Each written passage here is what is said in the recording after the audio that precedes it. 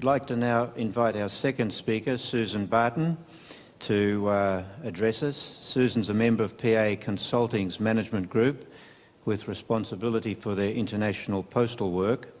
She has 14 years' experience within the postal industry, giving clients support and developing strategy and delivering improvements in business performance. Over the course of the past year, Susan's been looking at the implications of the current economic crisis on the postal sector and developing thinking on the strategic implications and possible responses. Thank you, Susan.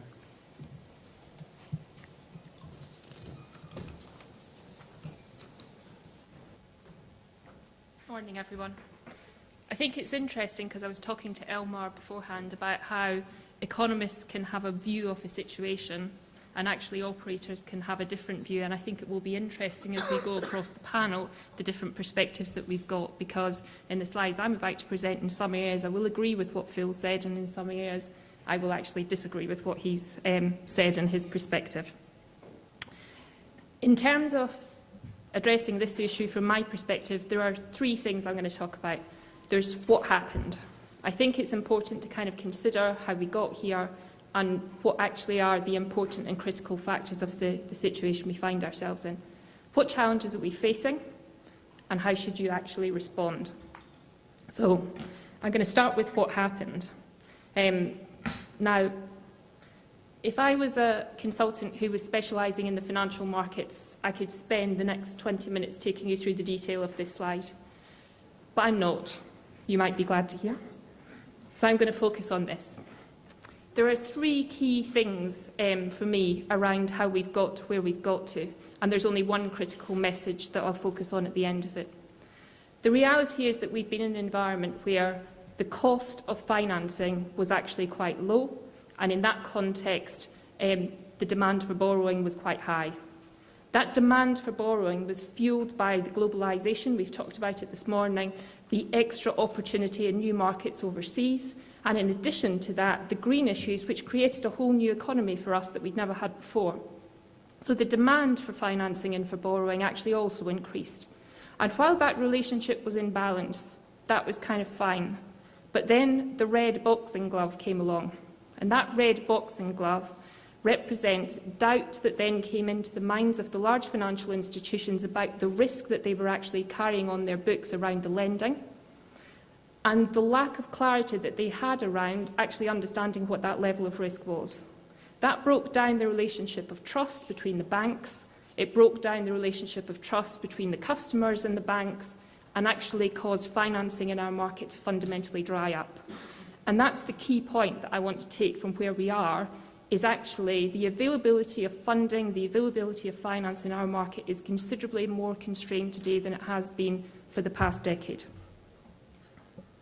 So let's move on to the challenges and the challenges we face. At the highest level, I'm going to focus on three things.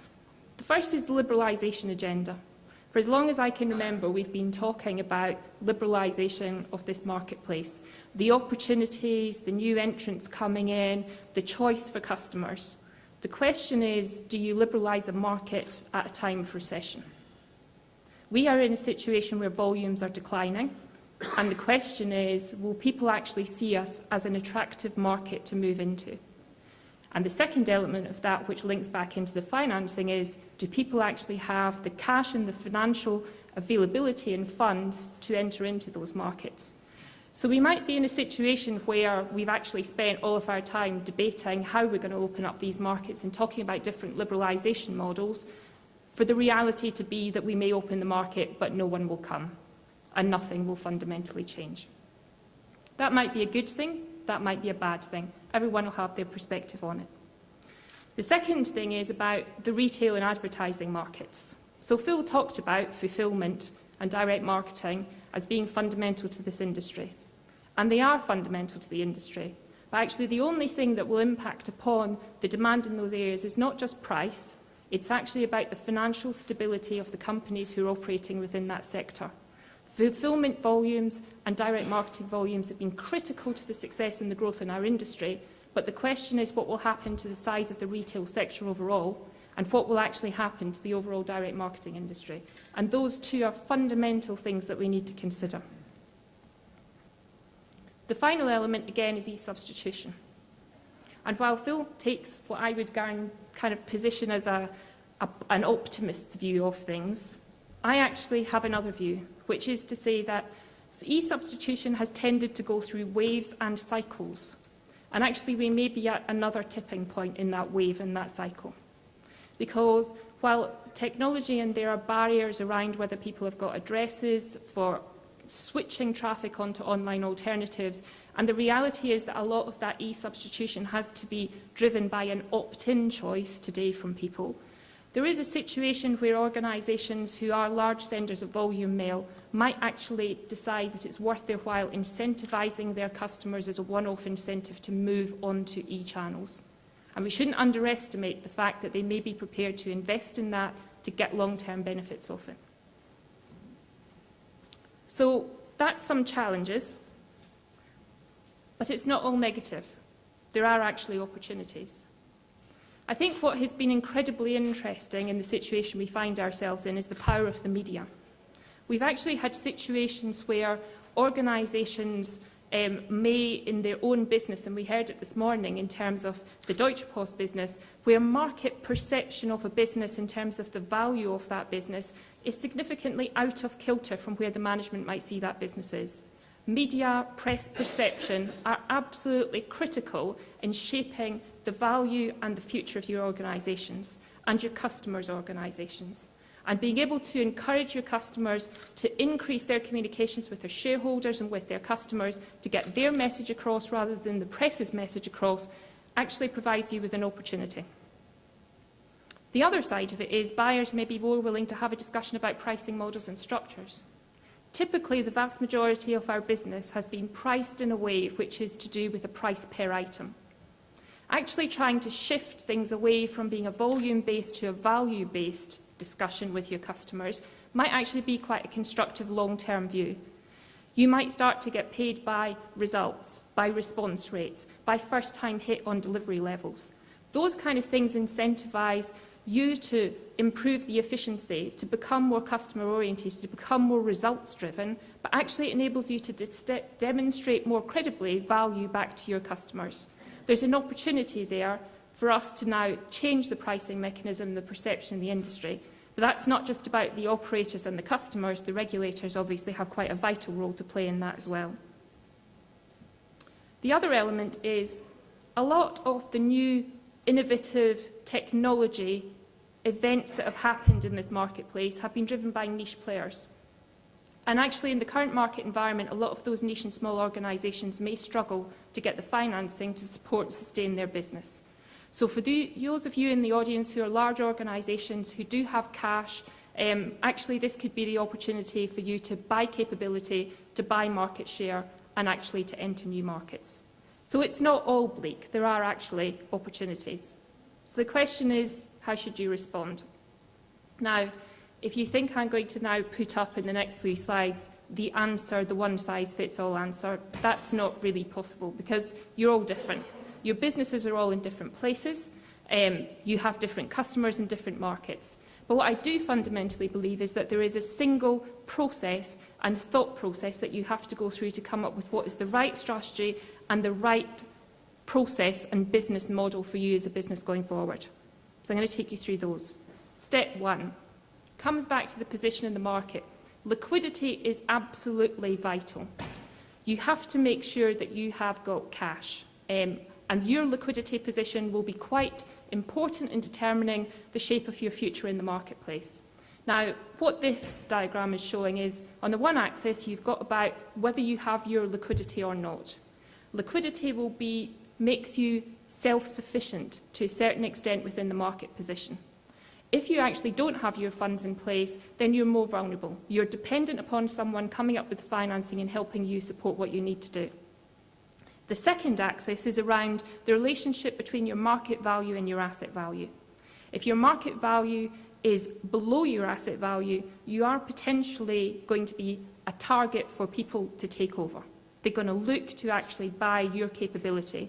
People who have no cash People who have a market value above their asset value, in our view, are likely to be the casualties around this. So step one is thinking about your business, whether you are private sector or public sector. It's still relevant because in today's world, government funding is actually becoming shorter as they have to look at how they're going to support lots of industries. So you need to think about it in both aspects, and you also then think about where you are in this matrix. That's step one in the process. Step two, what's happening to your market? This comes back to the discussion we've just been having around applications. But I think that you have to get below the skin of actually just thinking about different product types and start to think about your customers' behaviours.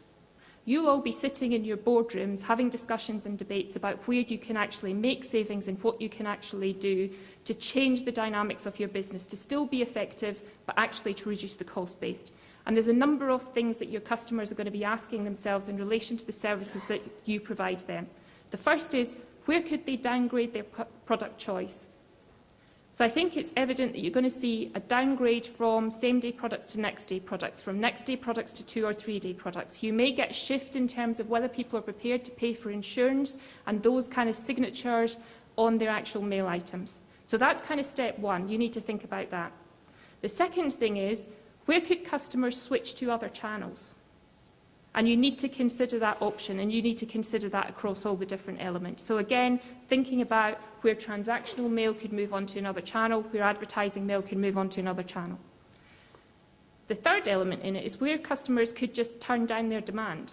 So you may be in a situation where a customer will not send their catalogue to their customers every month. They might move it to a 6-weekly cycle. They might decide that actually they can't move their physical statements onto electronic, but they may be able to send them every 2 months rather than every month. By mapping all of that out, you can start to think about the vulnerability that you have within your product set and within your mail applications. And you need to think about that in a short-term and a long-term view, because there are situations where it may be a short-term loss in revenue. So if you're talking about a downgrade of a product, that may come back when the economy comes back. But as Phil says, if something moves on to another channel, it's unlikely to come back to you in the long term. Step 3. What's happening in other markets? That's only one dimension of things. You actually need to have a look at the sector view. And actually, for a lot of you, you can do this at a customer level, because the 80-20 rule typically applies in the majority of your businesses, where actually it's 20% of your customers that are accounting for 80% of your volumes. And at that level, you can get right down into the granularity of this. But you can start to think about which sectors are going to be the winners and losers. Automotive, financial services, clearly not doing particularly well. Retail, it's questionable as to what will happen in the retail sector. Health sector typically does very well. Governments are looking like they're going to try and spend their way out of a lot of these issues. So actually, you need to think at a sectoral level what's going to happen. Where is there excess capacity? Excess capacity is going to encourage either businesses to go bust or actually consolidation within a sector. That will have an impact on your customer portfolio and will have an impact upon your sales and customer strategy. So you need to think about that excess capacity, and you need to then think about where consolidation is going to happen. The next aspect is around thinking about how each sector will address the challenge. And I think the interesting bit that you have to consider around this is how your government and state within each country will intervene across the different sectors in terms of protecting and preserving organisations and sectors through this economic crisis. That gives you the second piece of the jigsaw. What's happening to your competitors? So, as Phil said, a lot of the competition have entered the market heading directly for the bulk areas of the market. Those are the areas that are likely to be the most vulnerable. And actually, having done your application view, you can start to think about where that vulnerability is for each of your competitors in terms of application, but also in terms of sector. If you have a competitor who's doing bulk mail, but it's highly dependent upon the public sector, it's probably going to be okay. But if it's bulk mail and it's highly dependent upon the financial services sector, then actually that's probably not quite such a stable position to be in. So you then have to think about who are going to be the winners and losers out of the competition, and what will they do? How will they react? Will they withdraw from the market? Will they become more aggressive in terms of targeting areas of your market? You need to think about the competitor's perspective It provides a risk to you if they're going to get more aggressive in other areas, but it also provides an opportunity if you think they're vulnerable in particular sectors. Understand what's happening to your suppliers. I do think that we need to be externally facing, but don't just look at the customer, look at your supplier base. Increasingly, postal businesses have become more complex in terms of their value chains and their dependencies on private sector organisations. Whether that's the outsourcing of IT services, back office services, whether that's actually buying elements of your value chain from other service providers, you need to actually think about those elements. The steps that you've worked through so far help you understand how the demand for your services will change, and the question then is, how does that demand translate into a change in demand for your suppliers?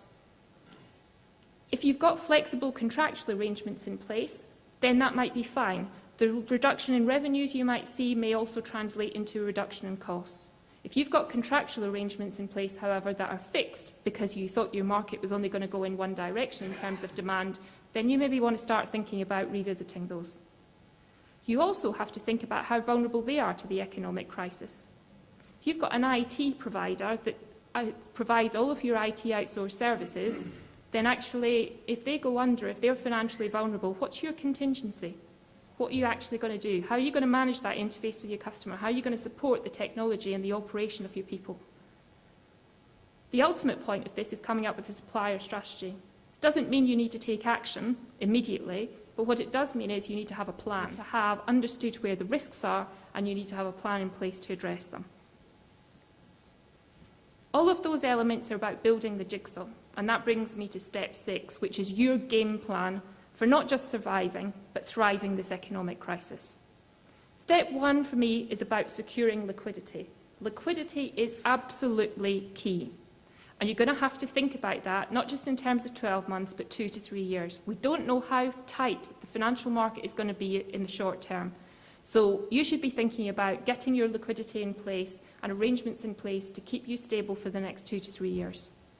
You should look to optimise your business mix, not around the business that you've got today, but understanding the vulnerabilities in your business mix, understanding your competitor position.